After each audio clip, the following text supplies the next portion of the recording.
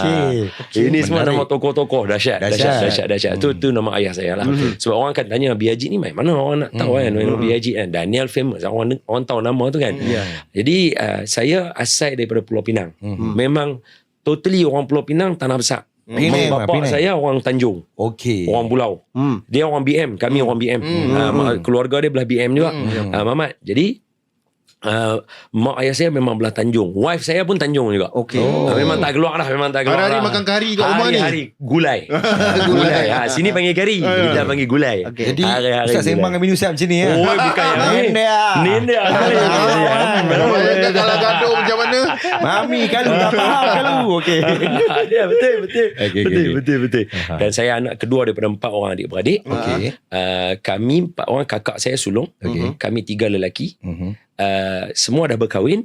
Semua ada 4 orang anak. Oh, sama. Pandai susun semua empat. Alhamdulillah rezeki. Don ni adalah nama family. Nama family. Tok saya kata, takkanlah orang Arab saja ada keturunan. Ini saya nasihatkan kepada orang-orang masyhur macam abang-abang semua ni. Cuba. Tapi itulah dah bubuh nama anak lah. Dah lepas pula. Dia sebab keturunan tu bagus kalau kita jaga. Sebab apa? Sebab anak cucu keturunan kita ni akan jaga kita yang membawa mula-mula. Okey. Dah kena kahwin lagi satu pula.